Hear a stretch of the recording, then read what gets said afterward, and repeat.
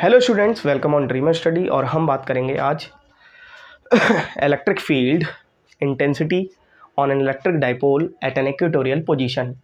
Clear? Equatorial position पर बढ़िया से फिगर बनाते हैं। पहले देखिए डाइपोल क्या होता है आपको पता है, जैसा कि दो अपोजिट चार्जेस अगर हम ले लें तो उसको हम लोग डाइपोल बोलते हैं। और डाइपोल बोलते हैं, पूरी बात मेरी सुनिए, डाइपोल जब बोलते हैं जब उनके बीच की डिस्टेंस बहुत कम हो तब डाइपोल बोलते हैं। तो डिस्टेंस हमने ले ली इनके बीच की 2L।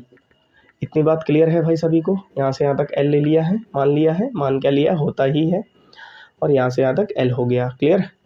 अब होगा क्या, इक्वेटोरियल पोजीशन मान लेते हैं, ये हमारा मान लेते हैं P पॉइंट है। और हमने यहाँ से यहाँ से मान लेते हैं इस तरीके से हुई है कहानी सेट। तो होगा क्या, ये प्लस Q है तो प्लस Q के कारण इलेक्ट्रिक फील्ड इंटेंसिटी कहाँ होगी, बाहर की तरफ होगी, दैट इज़ E1। और ये क्या है आपका, ये क्या है आपका, सीधा लाइन नहीं बन रहा है, ये है आपका -Q। तो इसके कारण कहाँ होगी इलेक्ट्रिक फील्ड इंटेंसिटी, इधर की तरफ होगी, that is E2। Is it clear? अच्छा देखिए, यहाँ से एंगल कितना बन रहा है, थीटा बन रहा है, और यहाँ से भी एंगल कितना बन रहा है, थीटा। और फिर से ध्यान दीजिएगा, ये जो हमने इक्वेटोरियल पॉइंट ये लिया है, यहाँ से यहाँ तक की डिस्टेंस क्या है, R है। आई होप आपको इतनी बात तो समझ आ गई होगी। अच्छा देखिए, ये जो निकला है ये रिजल्टेंट वेक्टर है। तो अगर हम यहाँ पर देखें, इसके दो कंपोनेंट्स अगर हम ऐसे ऐसे कर दें, कोई प्रॉब्लम है? और इसके भी दो कंपोनेंट्स, एक कंपोनेंट इधर जाएगा और एक कंपोनेंट कहाँ आएगा, इधर आएगा। कुछ समझ में आ रहा है कि नहीं आ रहा है, रिजल्टेंट वेक्टर से कैसे कंपोनेंट्स हम लोग डिवीजन करते थे? आई होप अगर नहीं आ रहा है तो फिर आप लोग थोड़ा सा जो है वेक्टर में जाइए चैप्टर में। तो उसमें क्या होता था, जैसे ये जो है कंपोनेंट है इस तरीके से, इसके अगर हम कंपोनेंट डिवीज़न करें, ठीक है, ये एक वेक्टर है, तो क्या करते हैं हमेशा, वो दोनों वेक्टर्स हमेशा 90 डिग्री पर होते हैं। क्लियर? तो जैसे ये रिजल्टेंट वेक्टर है तो इनके अगर कंपोनेंट्स हैं तो इन ये दोनों वेक्टर्स हमेशा क्या होंगे, 90 डिग्री पर होंगे। क्लियर? अच्छा देखिए, ये यहाँ पर क्या हो रहा है, ये थीटा है तो ये अल्टरनेट होकर के ये भी थीटा है, और ये थीटा है तो ये करस्पॉन्डिंग होकर के ये भी थीटा है। अच्छा, E1 इधर हो जाएगा थीटा के कारण, इधर हो जाएगा E1 कॉस थीटा, और इधर हो जाएगा E1 साइन थीटा, और ये इधर हो जाएगा E2 कॉस थीटा, ठीक है, और ये इधर हो जाएगा E2 साइन थीटा, है ना? इतनी बात क्लियर हो गई भाई? बोले सभी लोग? देखिए फिगर आ गया है तो ही सब कुछ समझ में आएगा। फिर से मेरी बात ध्यान से समझिएगा, फिगर नहीं आया मतलब कुछ नहीं आया आपको। क्लियर? जिनको जिनको फिगर समझ में आ गया है वो लोग अब आगे बढ़ें, ठीक है? ध्यान से देखिएगा। अच्छा, एक बात आप लोग बता सकते हैं कि हम लोग अगर देखें नेट इलेक्ट्रिक फील्ड क्या होगी, E = E1 cos theta plus E2 cos theta, यही तो होगी भाई, यही तो होगी नेट इलेक्ट्रिक फील्ड। हाँ होगी, यही होगी। क्लियर? चलिए इधर और लिख देते हैं, E1 cos theta plus E2 cos theta. अच्छा ठीक है, इतनी बात क्लियर है। अब क्या करेंगे, E1 की वैल्यू रखेंगे 1/4πε0, है ना? और एक काम करते हैं, cos थीटा कॉमन कर लेते हैं, तो क्या आ जाएगा, E1 प्लस E2। क्लियर? अच्छा, यहाँ पे क्या होगा, 1/4πε0 Q। अच्छा देखो, यहाँ से यहाँ तक का डिस्टेंस तो हमें पता ही नहीं है, यहाँ से यहाँ तक का डिस्टेंस हमको पता ही नहीं, तो हम लोग पाइथागोरस लगा देंगे। क्या लगा देंगे भाई, पाइथागोरस यूज़ कर देंगे। तो ये तो हमें पता है, that is R and that is L, this is a perpendicular and this is a base.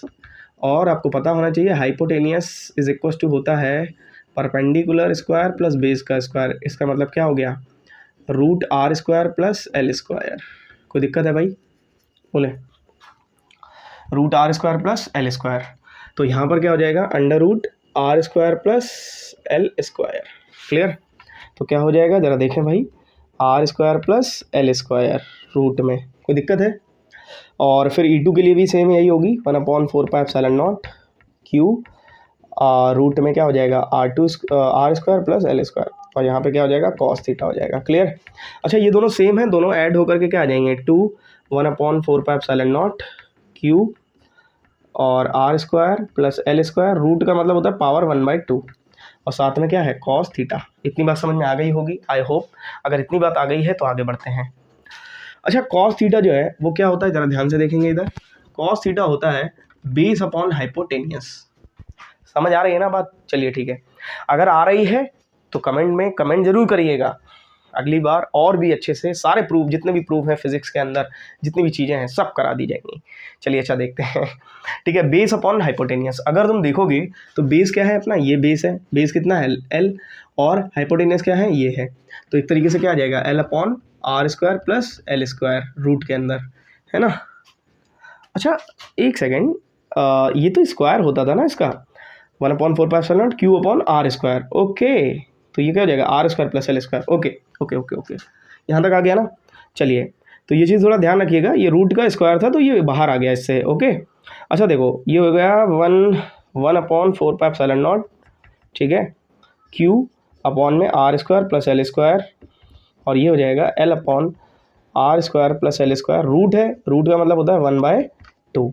इतनी बात क्लियर हो गई है भाई। देखिए ज़रा ध्यान से देख लीजिए, दिख रहा है आपको, दिख रहा है, दिख तो नहीं रहा है, नहीं दिख रहा है तो अगले स्टेप वहाँ करनी पड़ेगी। ठीक है, अच्छा चलिए, तो ये आ जाएगा E is equals to 1/4 q r square plus L square L upon r square plus L square 1/2। Clear. अच्छा देखिएगा ध्यान से, अगर आप ध्यान से देखेंगे 1/2 और 1, अगर हम किसी की पावर 1 और 1/2 को ऐड करें तो कितना आ जाएगा, 3/2 आ जाएगा।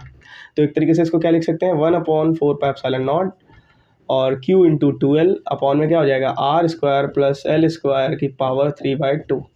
q इंटू 2l क्या होता है बेटा, इलेक्ट्रिक डाइपोल होता है, इलेक्ट्रिक डाइपोल मोमेंट होता है। तो ये आ जाएगा p, और ये हो जाएगा are square plus L square की power 3/2। R is greater than L and R square is much much greater than L square.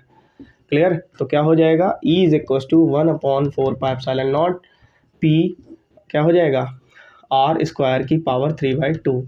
I hope समझ आ रहा होगा, समझ आ रहा होगा। चलिए इससे इसको कट कर दिया तो E इज इक्वस टू कितना हो गया, 1/4 P अपॉन में हो गया आर क्यूब। देखिए ये तो निकल करके आ गया है जो हमसे पूछा गया था। ठीक है, प्रूफ हो गया है हम लोग का, ख़त्म हो गया है प्रूफ। अब जो है और ये प्रूफ कौन सा है, हमने आपको शुरुआत में ही बताया था कि इक्वेटोरियल पोजीशन के लिए है, डाइपोल पर, डाइपोल जो है उसके इक्वेटोरियल पोजीशन पर हमें निकालनी है electric field intensity. Clear.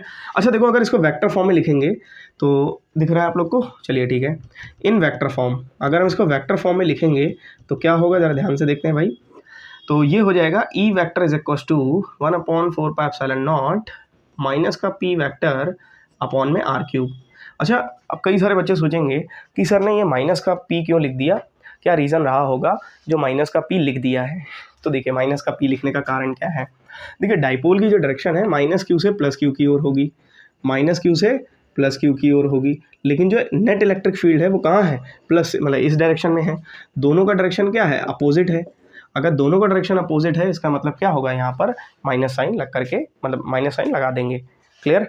I hope आपको ये समझ में आया होगा, और आगे भी हम और सारे कई सारे प्रूफ करवाएंगे आपको, आप लोग समझिएगा अच्छे से।